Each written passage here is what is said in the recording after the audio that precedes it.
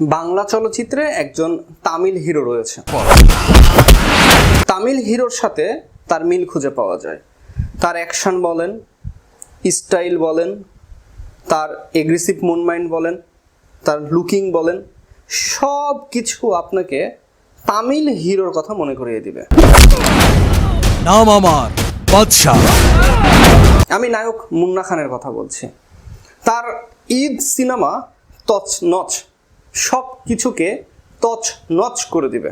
তুই জানিস আমি কে? হ্যাঁ ম্যাডাম, আপনি নায়কের চাইতে আরো 1 ফিট উঁচা, এটা আমরা বুঝতে পারছি। তোর এই পাপের সাম্রাজ্য ধ্বংস করার জন্য আমি বাদশাহ একাই যথেষ্ট।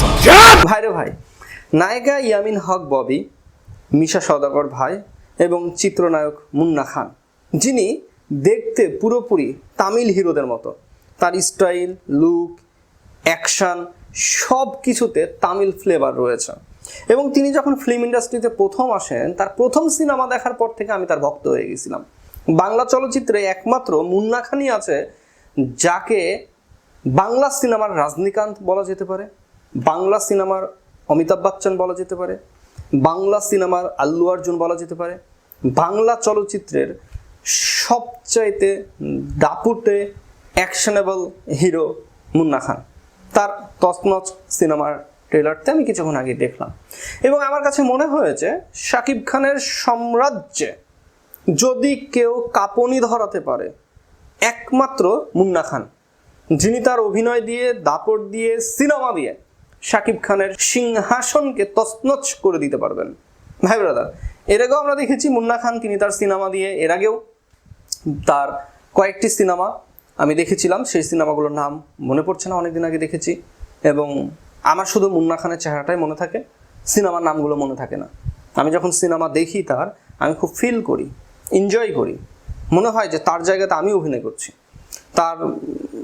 তার জায়গাতে আমি আমার নিজেকে বসিয়ে ফেলি।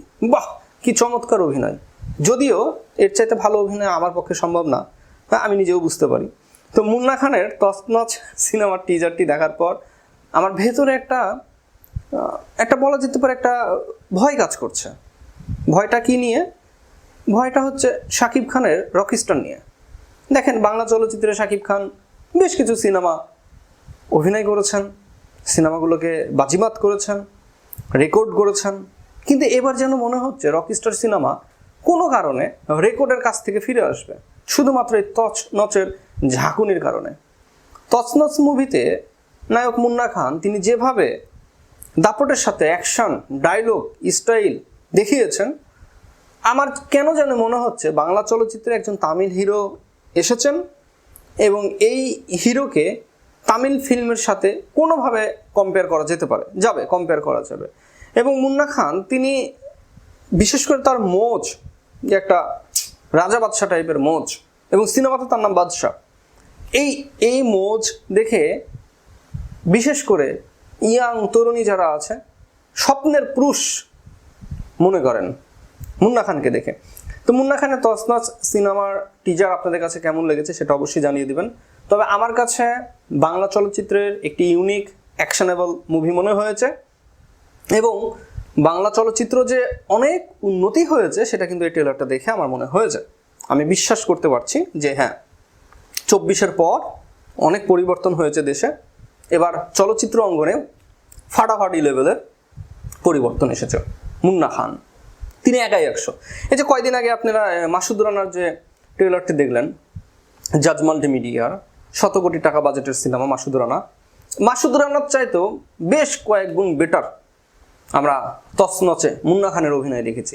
পাশাপাশি শাকিব খানের রকস্টার, আমার তো ভাই কেমন লাগছে যে স্টার সিনেপ্লেক্সে তো তছনছ করে দিবে।